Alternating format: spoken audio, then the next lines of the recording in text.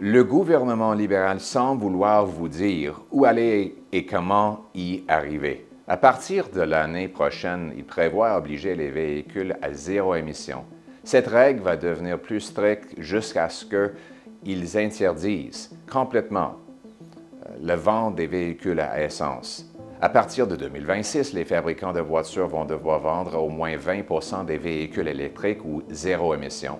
Cette part va devoir augmenter à 60 en 2030 et à 100 en 2035. Dans 10 ans, les ventes de véhicules à essence vont être totalement interdites.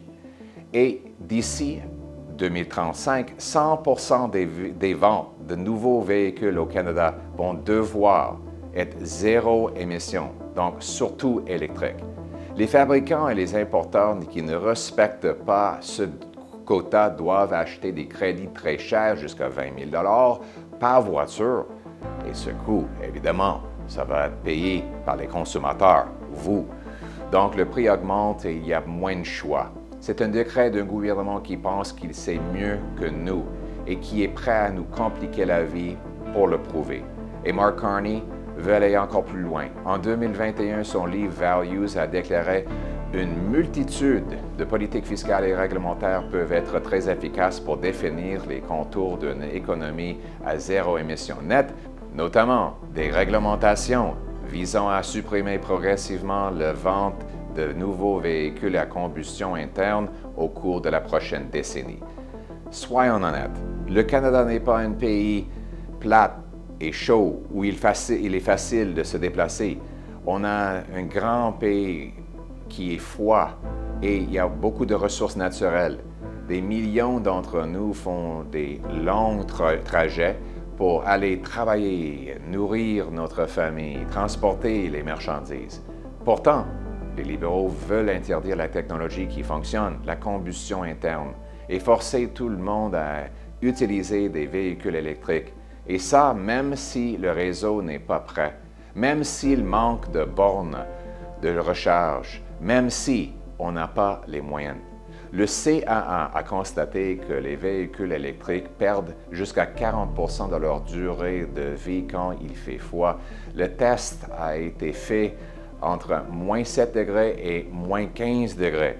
Et pourtant, ces températures sont presque douces comparées au hiver de Winnipeg, Thunder Bay, de beaucoup de régions rurales du Canada. Ce n'est pas pour réduire les émissions, cette politique-là, c'est pour imposer une idéologie de l'élite aux gens ordinaires. Si vous voulez un véhicule électrique, tant mieux, c'est votre choix, j'ai pas de problème. Je suis pour la liberté de choix. Mais malgré tout, ces véhicules ne sont pas faits pour tout le monde. Ils coûtent, par exemple, 15 000 de plus. Et ça, c'est avec toutes les subventions. Et ces subventions, elles ne tombent pas du ciel. Elles viennent de vos poches, par vos taxes et vos impôts.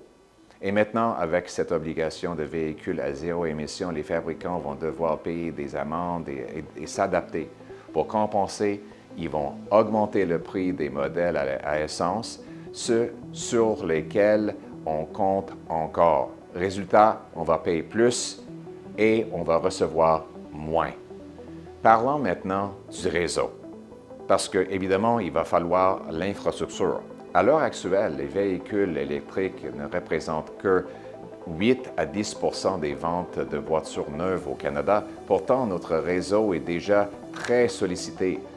Que va-t-il se passer quand ce chiffre va atteindre 100 Demandez à Ontario Hydro, BC Hydro, Hydro-Québec s'ils sont prêts à charger des dizaines de millions de véhicules électriques chaque nuit, en plus de la demande résidentielle et industrielle en hausse. La vérité est que ces fournisseurs d'électricité ne le sont pas.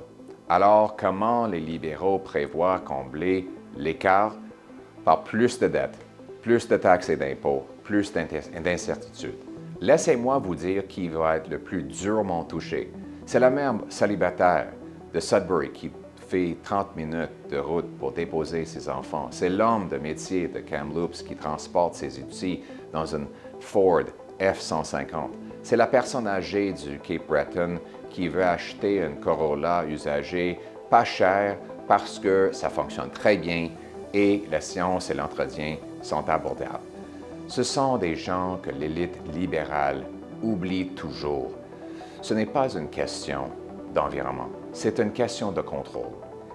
Ils imposent un système de commandement et de contrôle du haut vers le bas, conçu dans les salles de réunion, pas dans les garages. Ils ne nous ont pas demandé notre avis. Ils ont dicté ce que les gens doivent faire. Voici ce que les conservateurs allons faire. Un gouvernement conservateur va abroger l'obligation de véhicules zéro émission, supprimer la taxe industrielle sur le carbone et annuler les normes des libéraux sur les carburants qui nous punissent pour le simple fait de vivre à notre façon. On va faire confiance aux Canadiens pour qu'ils fassent leur propre choix. On va laisser le marché libre créer de meilleures voitures, moins chères, qui parcourent de plus longues distances avec moins de carburant.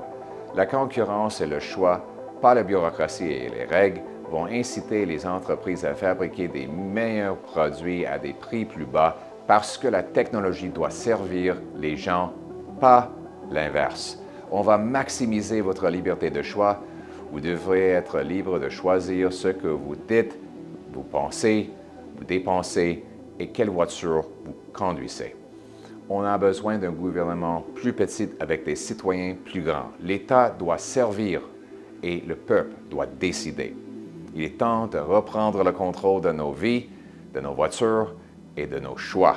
Il est temps de vous mettre derrière le volant.